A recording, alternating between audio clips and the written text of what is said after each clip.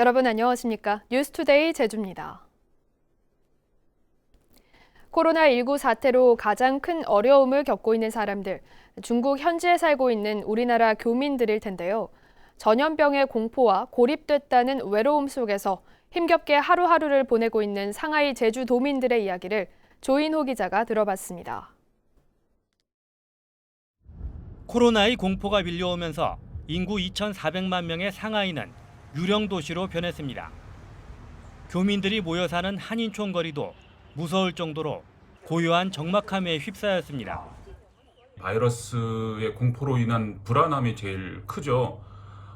아이들 있는 가정 같은 경우는 3주째 지금 거의 집 밖을 못 나오는 가정도 있고요. 어린이들 마스크가 좀 부족해서 그거를 좀 확보하려고 지금 여러 군데 좀 알아보고 있는 중입니다. 상하이에 사는 제주 출신 교민은 100여 명. 제주도가 마스크 1,000개를 보냈지만 물류가 중단돼 아직까지 받지 못했습니다. 저는 일단 여기서 마스크를 좀 많이 사가고 싶었는데 돈을 줘도 살 수 있는 상황이 아니라서 이제 제가 오기를 기다리는 분들이 또 많이 계시거든요.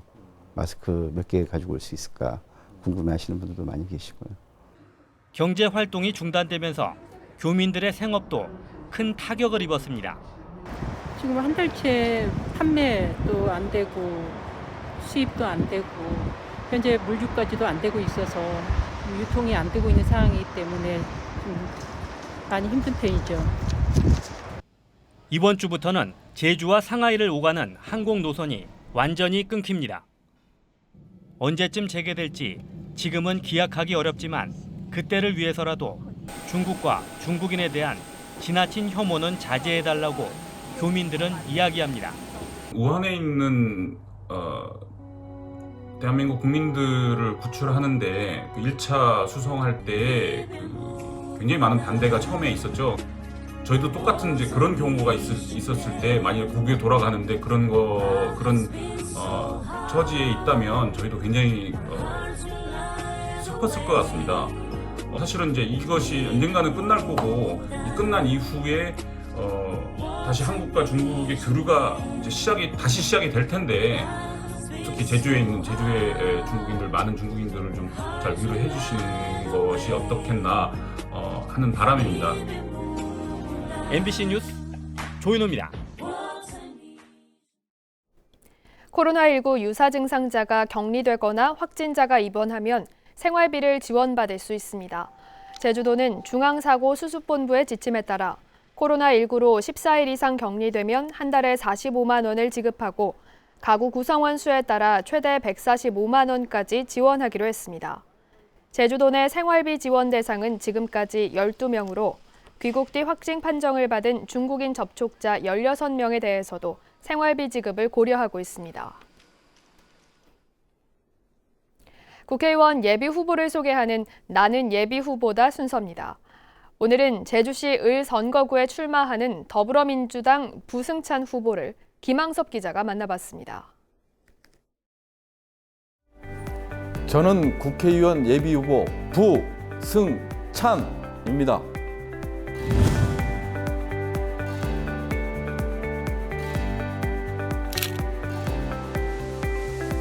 제주의 미래가 없는 것 같아요. 그걸 정치인들이 좀 해줘야 되는데 논의의 장을 만들고 앞으로 10년 후의 제주, 20년 후의 제주, 30년 후의 제주 이거에 대한 논의 자체가 전혀 없다. 그래서 제주의 정체성 자체가 없다 보니까 미래 정체성이 없다 보니까 나는 저 같은 경우는 정치를 하게 된다면 이렇게 하겠다. 미래를 어떻게 그려가겠다. 이거부터 시작하기 위해서 정치에 입문하게 됩니다.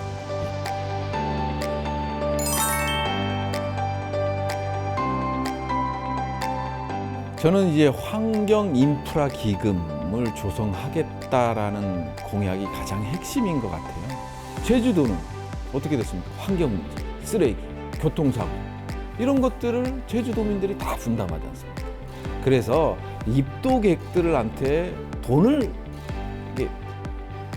이게 걷어가겠다라는 개념이 아니라 이 제주도라는 자연 환경을 가지고 수익을 내는 뭐 기업이 됐건 그다음 공사가 됐건 여기서 일정 부분 분담을 해야 된다.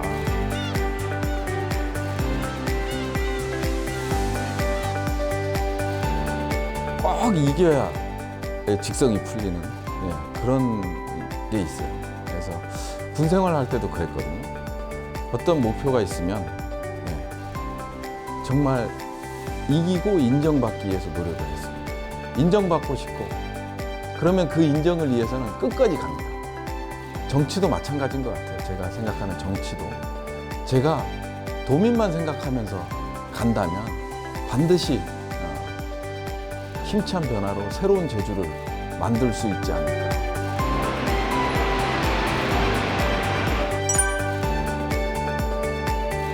이번 코로나 사태를 보면서 심각하게 느꼈던 건데요. 재난 사태에 따른 관광산업 보호에 관한 법률을 좀 제정하고 싶다. 이 법의 취지는 뭐냐면 지금 기존 2년간 평균 수익 매월 평균 수입이 있을 거지 않습니까? 그거의 70%가 어떤 사태로 인해서 70% 미만으로 떨어졌을 때 국가가 이거에 대해서 일정 부분을 50% 정도를 보조해 주는 게 개념이고요. 힘찬 변화, 새로운 제주.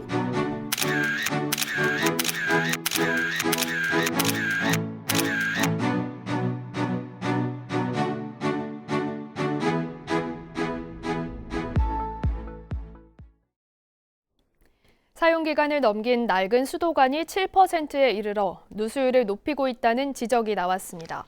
제주도 감사위원회는 도수도관 5,835km 가운데 7.3%인 428km가 사용기간을 넘겼고 설치된 지 21년이 넘은 노후 수도관이 1,774km나 돼 누수율을 지난 2018년 43.3%까지 높인 주요 요인으로 꼽았습니다. 감사위원회는 이에 따라 정수장에서 배수지까지 송수관에 대한 누수 탐사를 해서 정비하고 낡은 수도관도 시급히 교체할 것을 주문했습니다.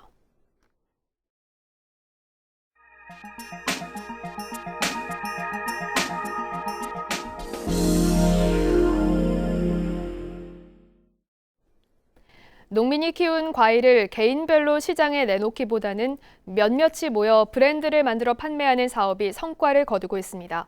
통합 마케팅을 표방한 경북의 과수 통합 브랜드 사업, 대구 이상원 기자가 보도합니다. 김천의 한 농산물 산지 유통센터에서 포도를 선별하는 작업을 하고 있습니다.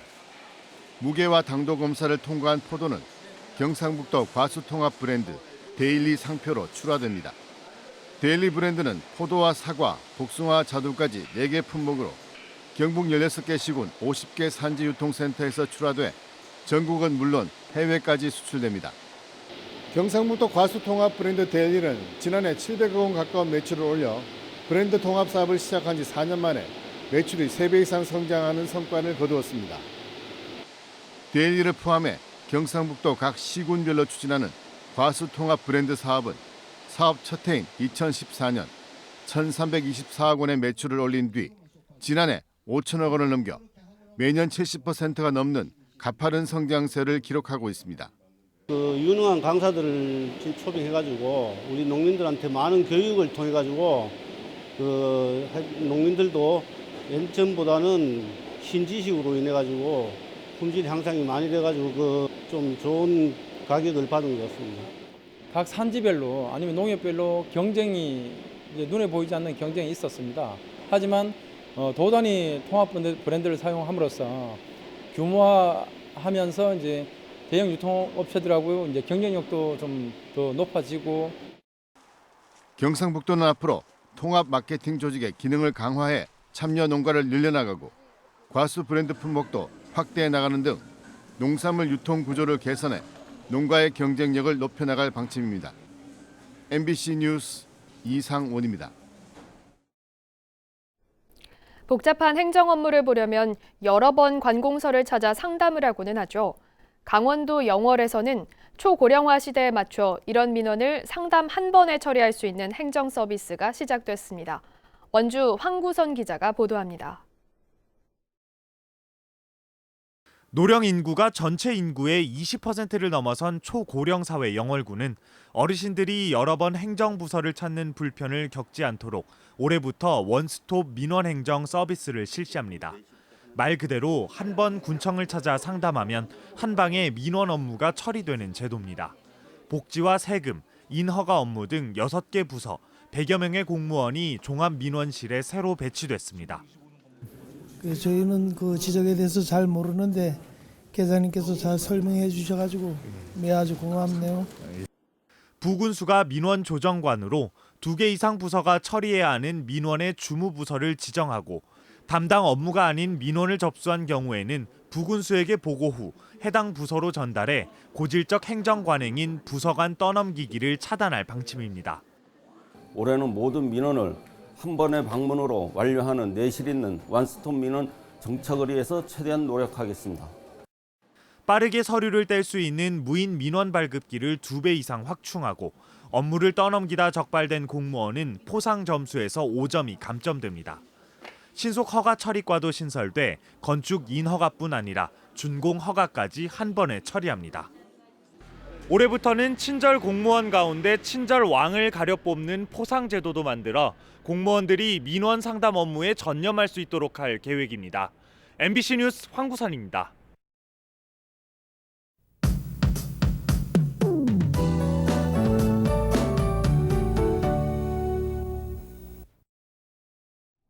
현재 제주엔 강한 바람과 함께 눈이 내리고 있습니다. 제주도 전역에는 강풍주의보가 발효 중인 가운데 산지에는 대설경보가, 서부와 남부를 중심으로는 대설주의보가 발효 중인데요.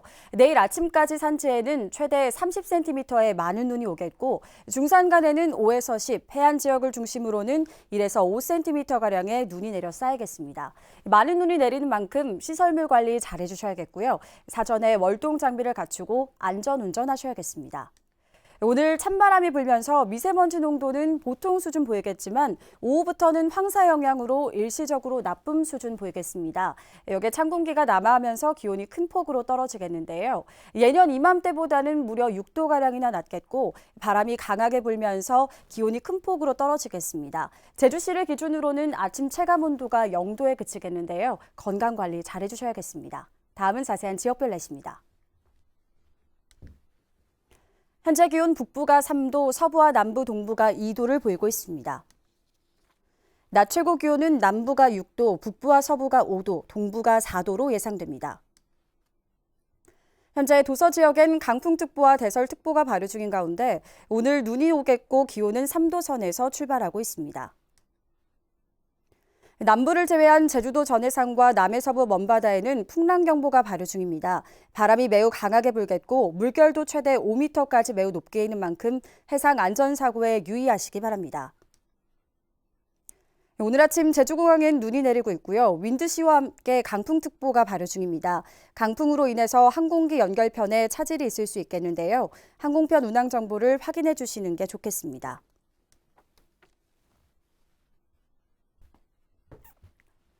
주간 날씨입니다. 목요일부터는 평년 기온을 회복하겠고 토요일에 한 차례 비 소식이 있겠습니다. 날씨였습니다.